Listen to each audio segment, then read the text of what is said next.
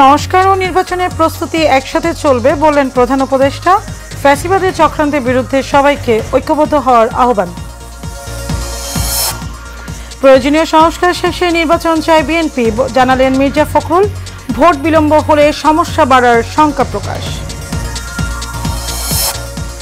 ঢাকা মাওয়া expressway toll প্লাজায় মর্মান্তিক সড়ক দুর্ঘটনায় নিহত 5, আহত 10 জন। পাবনায় ট্রাকের ধাক্কায় করিমনে 3 যাত্রী প্রাণহানি।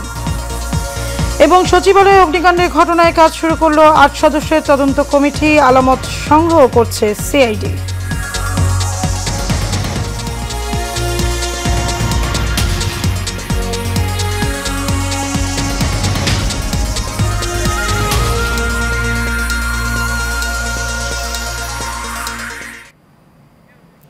স্বাগত এশিয়ান নিউজে, আপনাদের সাথে আছে আমি মারিয়া মিকো। এতক্ষণ শুনছিলেন বিআরবি কেবল ইন্ডাস্ট্রিজ লিমিটেড সংবাদ শিরোনাম। চলে যাব পুরো সংবাদে। ঐক্যবিহীন সংস্কার কিংবা সংস্কারবিহীন নির্বাচন সম্ভব নয় বলে জানিয়েছেন প্রধান উপদেষ্টা doctor Mohammad Yunus. Forum for Bangladesh studies আয়োজিত ঐক্য সংস্কার নির্বাচন শীর্ষক সংলাপের উদ্বোধনী অনুষ্ঠানে এক ভিডিও বার্তায় তিনি কথা বলেন। প্রধান উপদেষ্টা বলেন, সংস্কার ও নির্বাচনের প্রস্তুতি একই সঙ্গে চলবে। তিনি আরও বলেন, ন্যায়ভিত্তিক সমাজ নির্মাণ ছাড়া জুলাইয়ের শহীদদের আত্মদান অর্থবহ হতে পারে না। বিস্তারিত নূর মোহাম্মদ ভূঁইয়ার রিপোর্টে। রাজধানী কৃষিবিদ ইনস্টিটিউটে ফোরাম ফর বাংলাদেশ স্টাডিজ আয়োজিত ঐক্য সংস্কার নির্বাচন শীর্ষক সংলাপ এক ভিডিওর মাধ্যমে উদ্বোধন করেন প্রধান উপদেষ্টা ডক্টর মোহাম্মদ ইউনূস। আমরা এই সুযোগ কিছুতেই হাতছাড়া হতে দেব না। এই সময় তিনি বলেন, জুলাইয়ের গণঅভ্যুত্থান কেবল বাংলাদেশকে মুক্তিই করেনি, প্রতিটি মানুষের স্বপ্নকেও তুমুল সাহসী করে তুলেছে। জুলাই গণঅভ্যুত্থান কেবল বাংলাদেশকে মুক্তই করেনি, আমাদের স্বপ্নকেও তুমুল সাহসী করে তুলেছে। বাকহীন বাংলাদেশ জোরালো কণ্ঠে আবার কথা বলার শক্তি ফিরে পেয়েছে। এই দৃঢ়কণ্ঠ আবার ঐক্য গঠনে সোচ্চার হয়েছে। ঐক্য আমাদের মূল শক্তি। ঐক্যবিহীন সংস্কার কিংবা সংস্কারবিহীন নির্বাচন সম্ভব নয় জানিয়ে প্রধান উপদেষ্টা বলেন, সংস্কার ও নির্বাচনের প্রস্তুতি একই সঙ্গে চলবে। সংস্কার ও নির্বাচনের প্রস্তুতি একই সঙ্গে চলতে থাকবে। নির্বাচনের প্রস্তুতির কাজ মূলত নির্বাচন কমিশনের। নাগরিকদের নির্বাচনের তারিখ না পাওয়া পর্যন্ত এই প্রক্রিয়ায় সময় দিতে হয় না, কিন্তু সংস্কারের কাজে সকল নাগরিককে অংশগ্রহণ করতে হবে। ন্যায়ভিত্তিক সমাজ নির্মাণ ছাড়া জুলাইয়ের শহীদদের আত্মদান অর্থবহ হতে পারে না উল্লেখ করে তিনি বলেন, ফ্যাসিবাদে বাংলাদেশকে গভীর অন্ধকারের দিকে নিয়ে গিয়েছিল। ন্যায়ভিত্তিক সমাজ নির্মাণ ছাড়া জুলাইয়ের শহীদদের আত্মদান অর্থবহ হতে পারে না।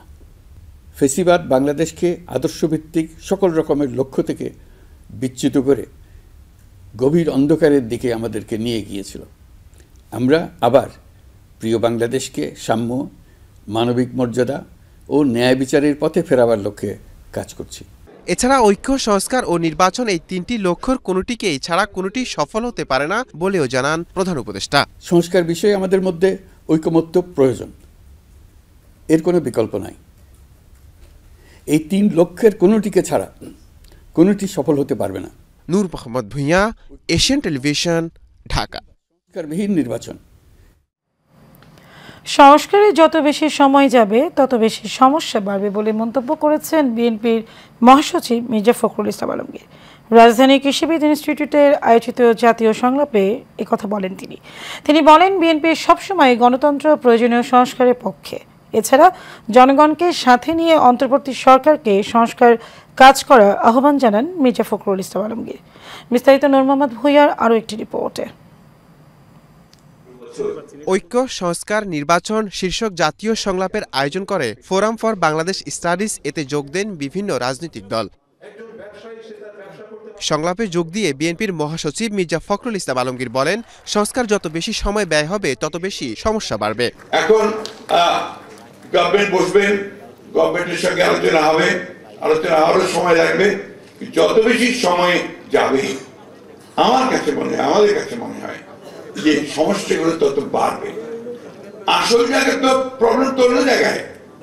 আপনি এগুলো ইমপ্লিমেন্ট করবেন কাজে দিয়ে, আপনার প্রশাসন, গভর্নমেন্ট মেশিনারি, সেই গভর্নমেন্ট মেশিনারি তো পুরোপুরি ভাবে এখনো ফ্যাসিবাদের মধ্যে আছে। বিএনপি সংস্কার চায় না, নির্বাচন চায়, বিভিন্ন মহলে এমন কথার জবাবও দেন বিএনপির মহাসচিব। সংস্কার পক্ষে আমরা প্রথম থেকে, দুর্ভাগ্য আমাদের এখন কিছু কিছু বক্তব্য আসছে যে বিএনপি সংস্কার চায় না, নির্বাচন চায়। এই কথাটা সঠিক নয়। আমরা বারবার করে বলছি যে আমরা প্রয়োজনীয় সংস্কারটাকে শেষ করতে, ন্যূনতম যে সংস্কার প্রয়োজন একটা নির্বাচন করার জন্য, গ্রহণযোগ্য নির্বাচন করার জন্য, সেই সংস্কারটুকু করে আমরা নির্বাচনে যেতে চাই। এছাড়া জনগণকে সাথে নিয়ে অন্তর্বর্তী সরকারকে সংস্কারের কাজ করার আহ্বান জানান মির্জা ফখরুল ইসলাম আলমগীর। আপনি জনগণকে বাদ দিয়ে কোনো কিছু করা সম্ভব হবে না, আপনার জনগণকেই তৈরি করতে হবে আপনাকে। অর্থাৎ আমরা আজকে যে প্রক্রিয়া চলছে আমি স্বাগত জানাই, কিন্তু আমি একটা অনুরোধ করবো, আজকে যারা কমিশনগুলোতে আছেন তারা জনগণের সঙ্গে ইন্টারঅ্যাক্ট করার ব্যবস্থা রাখেন। নূর মোহাম্মদ ভূঁইয়া, এশিয়ান টেলিভিশন, ঢাকা। ঢাকা মাওয়া এক্সপ্রেসওয়েতে সড়ক দুর্ঘটনায় 5 জন নিহত হয়েছেন, এতে আহত হয়েছেন আরও অন্তত 10 জন। সকালে ধলেশ্বরী টোল প্লাজা এলাকায় এই ঘটনা ঘটে। পুলিশ জানায়, সকালে ধলেশ্বরী টোল প্লাজায় একটি বাস নিয়ন্ত্রণে হারিয়ে প্রাইভেট কারকে ধাক্কা দেয়, এতে পথচারী 5 জন নিহত হয়েছে। এই ঘটনায় আহত হয়েছে আরও অন্তত 10 জন। পরে তাদের উদ্ধার করে হাসপাতালেও পাঠানো হয়।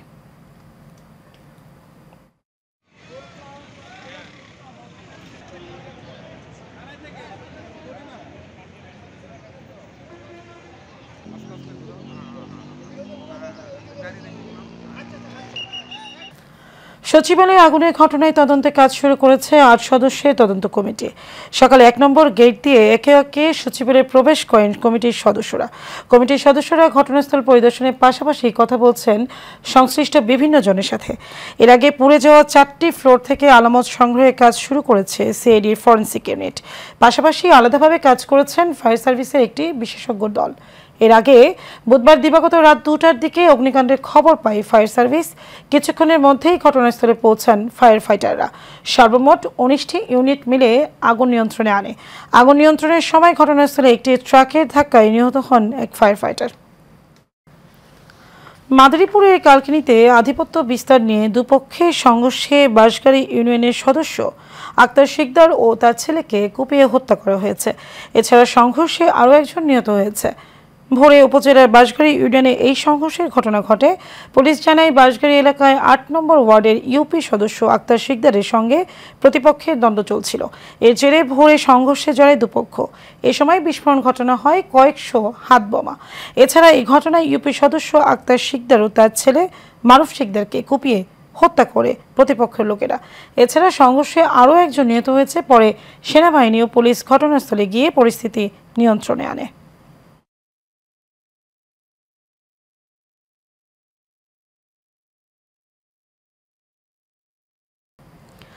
চাঁদপুরে জাহাজের 7 জনকে হত্যার ঘটনায় সুষ্ঠু তদন্ত ও বিচার সহ বিভিন্ন দাবিতে মধ্যরাত থেকে অনির্দিষ্টকালের জন্য কর্মবিরতি পালন করছে পণ্যবাহী নৌযান শ্রমিকরা। এর ফলে বন্ধ রয়েছে মালামাল বহনকারী নৌযান চলাচল। বাংলাদেশ নৌযান শ্রমিক ফেডারেশন সভাপতি মোহাম্মদ শাহ আলম এ তথ্য নিশ্চিত করে বলেন, জাহাজের 7 জনকে খুনের প্রতিবাদে এই কর্মসূচি দেওয়া হয়েছে। এ ঘটনায় প্রকৃত রহস্য উদ্ঘাটন ও ঘটনার সঙ্গে অন্য কারা জড়িত ছিল প্রশাসনের কাছে তার সঠিক তদন্ত দাবি জানান তিনি। সারা দেশে 10,000 ছোট পণ্যবাহী নৌযান ও লক্ষাধিক শ্রমিকদের নিরাপত্তার পাশাপাশি জাহাজে যারা হতাহতের শিকার হয়েছেন সরকারের পক্ষ থেকে জনপ্রতি 20 লাখ টাকা করে ক্ষতিপূরণের দাবি জানানো হয়।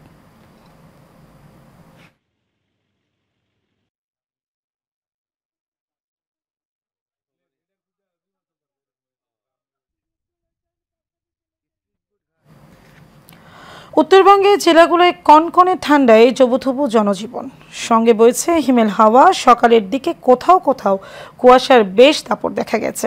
দেশের সর্বনিম্ন তাপমাত্রা রেকর্ড করা হয়েছে পঞ্চগড়ে তেঁতুলিয়ায় 9.5 ডিগ্রি সেলসিয়াস।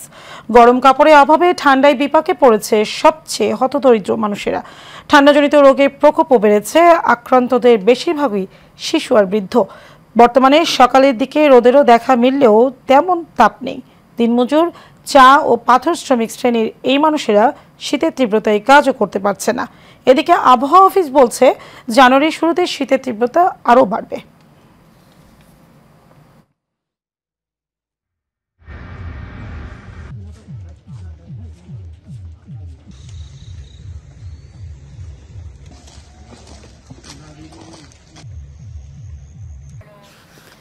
এশিয়ান টেলিভিশনে মাদারীপুর জেলা প্রতিনিধি মাসুদ হোসেন খানকে অব্যাহতি দিয়েছে কর্তৃপক্ষ।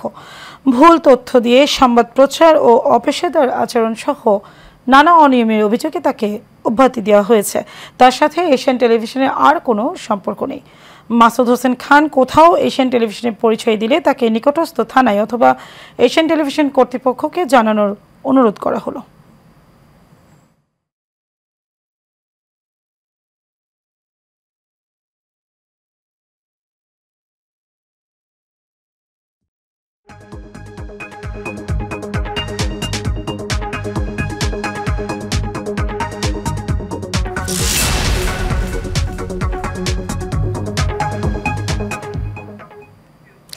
এক্সিম ব্যাংক বাণিজ্য সংবাদ।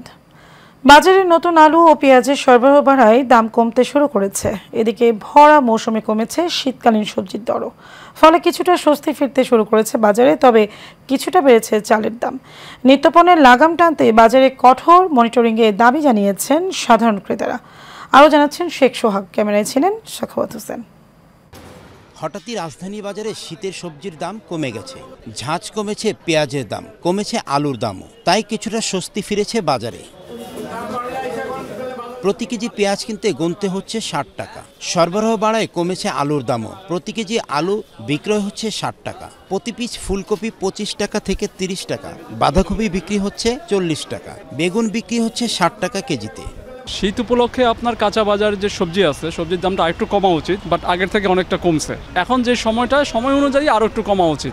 দ্রব্য এগুলির মধ্যে সবজির দাম কিছুটা কমছে, আর চালের দাম কিন্তু অনেক বাড়ছে। না, শাকসবজির দামটা কিছুটা কমেছে, কিন্তু মাছ এবং অন্যান্য জিনিসের দাম এখনো কমেনি। এদিকে চালের বাজারে অস্থিরতা বিরাজ করছে। অপরিবর্তিত আছে ডিম ও মুরগির দাম, তবে বাড়তি সব ধরনের মাছের দাম। অফ সিজন, এই জন্য মাছের একটু দামটা একটু বেশি, আবার ভালো মাছটা খুব কম, ভালো মাছটা একটু দামটা একটু বেশি। পাতাকপি 50 টাকা, মূলা 30 টাকা, সিম 40 টাকা, এরকমের দাম কম আছে। মুরগির দাম অনেক বাড়তি, আগের থেকে এই সপ্তাহে কেজিতে 30 থেকে 40 টাকা বাড়ছে। আমাদের এখন বর্তমানে আলুর দাম, পেঁয়াজের দাম, নতুন এইসব পণ্যগুলোর দাম কমে আসছে। মিনিকেট চালের দাম অতিরিক্ত বেশি। মিনিকেট চাল, ভালো মানের চাল এখন বস্তায় 4000 টাকা উপরে কিনে হইতে আসছে। সিন্ডিকেট ভেঙে নিত্যপণ্যের দাম সাধারণ মানুষের হাতের নাগালে আনতে আরও কঠোর পদক্ষেপ নেওয়ার আহ্বান সাধারণ মানুষের। শেখ সোহাগ, এশিয়ান টেলিভিশন, ঢাকা।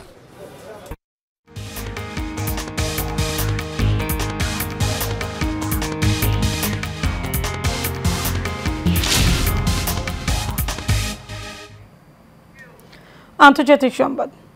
ভারতের সাবেক প্রধানমন্ত্রী ও দেশটির প্রধান বিরোধী দল কংগ্রেসের প্রবীণ নেতা মনমোহন সিং মারা গেছেন।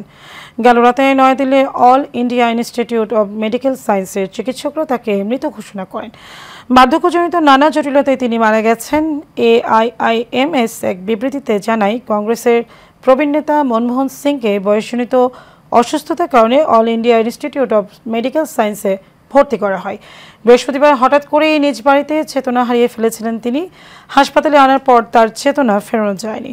রাত 9:51 তাকে মৃত ঘোষণা করেন চিকিৎসক।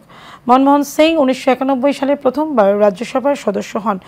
1998 সাল থেকে 2004 পর্যন্ত তিনি বিরোধী দলনেতা ছিলেন। এরপর 2004 থেকে 2014 সাল পর্যন্ত 2 মেয়াদে ভারতের প্রধানমন্ত্রী হিসেবে দায়িত্ব পালন করেছেন তিনি। মনমোহন সিংয়ের মৃত্যুতে ভারতে 7 দিনের শোক ঘোষণা করা হয়েছে। এদিকে তার শেষকৃত্য শনিবার।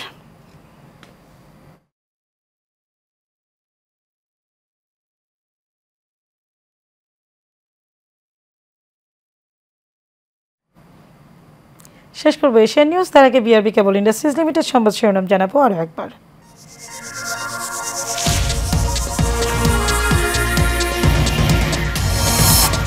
সংস্কার ও নির্বাচনের প্রস্তুতি একসাথে চলবে বললেন প্রধান উপদেষ্টা। ফ্যাসিবাদের চক্রান্তের বিরুদ্ধে সবাইকে ঐক্যবদ্ধ হওয়ার আহ্বান। প্রয়োজনীয় সংস্কার শেষে নির্বাচন চাই বিএনপি, জানালেন মির্জা ফখরুল। ভোট বিলম্ব হলে সমস্যা বাড়ার শঙ্কা প্রকাশ। ঢাকা মাওয়া এক্সপ্রেসওয়ে টোল প্লাজায় মর্মান্তিক সড়ক দুর্ঘটনায় নিহত 5, আহত 10 জন। পাবনায় ট্রাকের ধাক্কায় পরিবহনের 3 যাত্রীর প্রাণহানি। এবং সচিবালয় অগ্নিকাণ্ডের ঘটনায় কাজ শুরু করলো ৮ সদস্যের তদন্ত কমিটি, আলামত সংগ্রহ করেছে সিআইডি।